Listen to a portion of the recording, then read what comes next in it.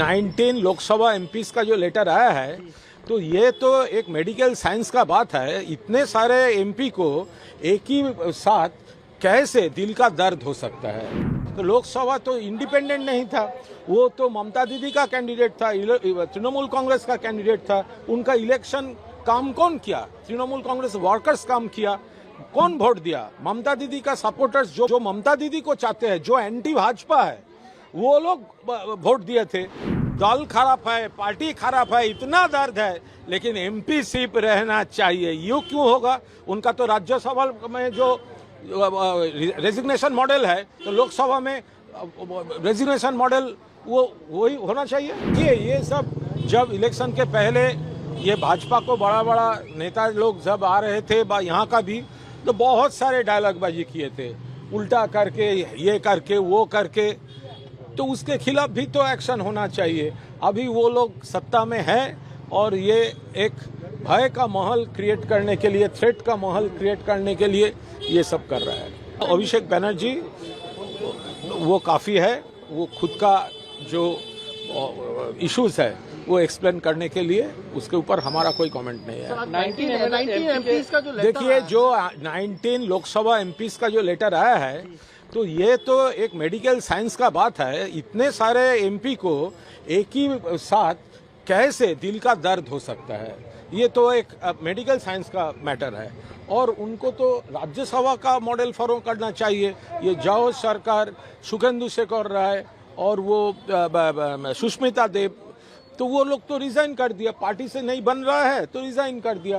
तो लोकसभा एमपी क्या है? तो लोकसभा तो इंडिपेंडेंट नहीं था, वो तो ममता दीदी का कैंडिडेट था, तृणमूल कांग्रेस का कैंडिडेट था। उनका इलेक्शन काम कौन किया? तृणमूल कांग्रेस वर्कर्स काम किया।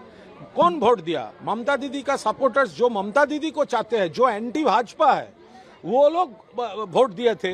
तो आज वो कैसे दूसरा कोई सोच, ये तो हो नहीं सकता। इसलिए राज्यसभा में जो रेजिग्नेशन मॉडल है, तो दल खराब है, पार्टी खराब है, इतना दर्द है, लेकिन एमपी सीट रहना चाहिए। यूँ क्यों होगा? उनका तो राज्यसभा में जो रेजिग्नेशन मॉडल है, तो लोकसभा में रेजिग्नेशन मॉडल वही होना चाहिए। टीएमसी का मार्च कर रहा है कांग्रेस के साथ? नहीं, वो ऐसा कैसे हो सकता है? तृणमूल कांग्रेस एक अलग दल है, कांग्रेस एक अलग पार्टी है।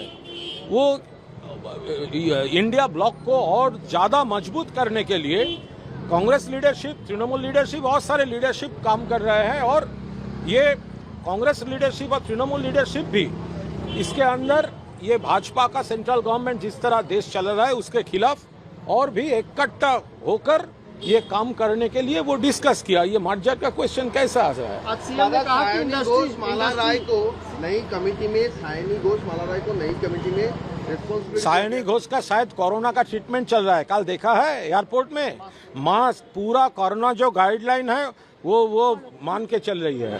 सर, सीएम ने आज कहा है कि इंडस्ट्री अब आएगी बंगाल में, we will invite industry. Bengal में बहुत सारे आए हैं। क्या सिंगूर का बात? सिंगूर का क्या भागा दिया?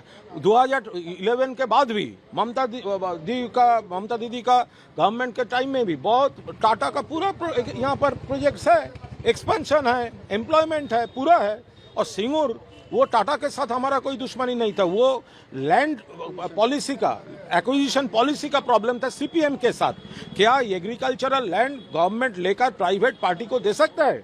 वो कृषक और खेतमजूर जो है उसके लिए, उसका हक के लिए ममता बनर्जी का फाइट था। जो एग्रीकल्चरल लैंड में एग्रीकल्चरल हो और इंडस्ट्री के लिए प्रॉपर लैंड आइडेंटिफाई करके, ये टाटा के विरोध, इंडस्ट्री के विरोध कुछ भी नहीं था। और ममता दीदी के टाइम में भी बहुत सारा इंडस्ट्री आया, बहुत सारा काम हुआ, टाटा भी यहाँ पर बहुत सारा काम कर। अगर आप ये वीडियो YouTube पर देख रहे हैं तो हमारे चैनल को सब्सक्राइब कर बेल आइकन दबाएं और Facebook पर देख रहे हैं तो हमारे पेज को लाइक करें।